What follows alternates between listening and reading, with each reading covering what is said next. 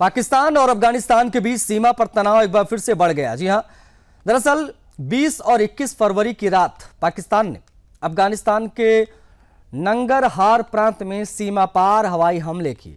पाकिस्तान का दावा है कि इन हमलों का लक्ष्य तहरीक-ए-तालिबान पाकिस्तान यानी टीटीपी के ठिकाने थे, लेकिन स्थानीय अफगानी अधिकारियों और स्वतंत्र क्षेत्रीय सूत्रों के अनुसार हमला बेसूद जिले के एक आवासीय परिसर पर हुआ, जिसमें 17 नागरिक मारे गए, 11 बच्चे और कई महिलाएं शामिल थीं। इनमें सामने आई तस्वीरें किसी आतंकी शिविर की नहीं, बल्कि टूटे फूटे घरों और दफन के लिए लिपटे छोटे शरीरों की थी।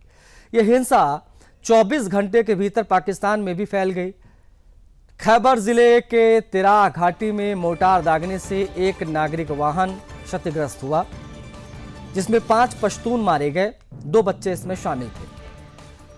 जब लोग पास के सैन्य पोस्ट के बाहर मृतकों के विरोध में जमा हुए तो सुरक्षा बलों ने बेअसर प्रदर्शनकारियों पर गोलीबारी शुरू कर दी। इस घटना में 4 और पश्तूनियों की मौत हो गई, 5 यहां भी घायल हुए। इस तरह 48 घंटे से भी कम समय में दोनों देशों में कुल 26 पश्तून मारे गए। तो श्रृंखला सीमा पार हमले से शुरू हुई नागरिक सुरक्षा और जवाबदेही की मांग पर गोलीबारी पर समाप्त हुई।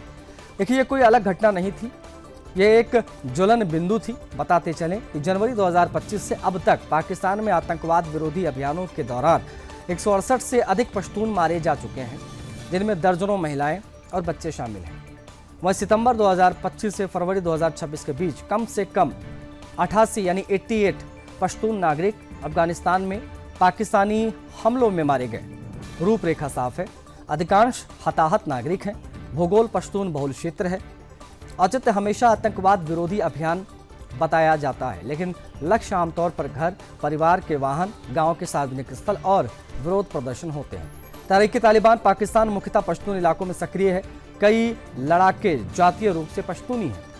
पाकिस्तान की सेना मानती है कि स्थानीय आबादी का कुछ हिस्सा इन आतंकवादी नेटवर्क का समर्थन करता है, लेकिन यह तर्क खतरनाक रूप से विकसित हो गया है। बताते चलें कि पूरा गांव ऑपरेशन जोन घोषित किया जाता है, घर तबाह किए जाते हैं, मोटार शेल आवासीय इलाकों में गिरते हैं, ड्रोन अभियान, छापेमारी होती है। जब नागरिक विरोध करते हैं तो उन्हें दुश्मन समझकर गोली मार दी जाती है। यदि आतंकवाद विरोधी नीति लगातार पश्तून नागरिक क्षेत्रों को युद्धभूमि में बदल देती है तो सुरक्षा परिवर्तन, जातीय लक्षित कार्रवाई के बीच की रेखा मिटने लगती है।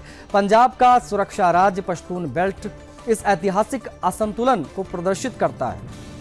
वहीं 2 दिनों में अफगानिस्तान और पाकिस्तान में कुल 26 पश्तून मारे गए। मृतक स्थानीय है, निर्णय केंद्रीयकृत है और सुरक्षा दृष्टिकोण का ये प्रभाव अत्यंत खतरनाक है। ये कोई केवल आतंकवाद विरोधी कार्रवाई नहीं है, ये एक पूरी जातीय भूगोल को सुरक्षित करने के बजाय उसे सैन्यकृत क्षेत्र में बदलने जैसा है।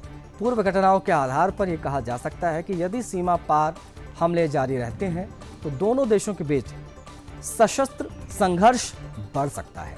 विशेषज्ञ ये कह रहे हैं कि पाकिस्तान की कार्रवाई और अफगानिस्तान की प्रतिक्रिया क्षेत्रीय सुरक्षा को गंभीर रूप से प्रभावित कर सकती है। इस प्रकार पाकिस्तान और अफगानिस्तान के बीच सीमा पर तनाव की स्थिति लगातार नाजुक बनी हुई है और आगामी हफ्तों में इस क्षेत्र में सैन्य और कूटनीतिक गतिविधियों पर पूरी दुनिया की नजरें टिकी रहेंगी।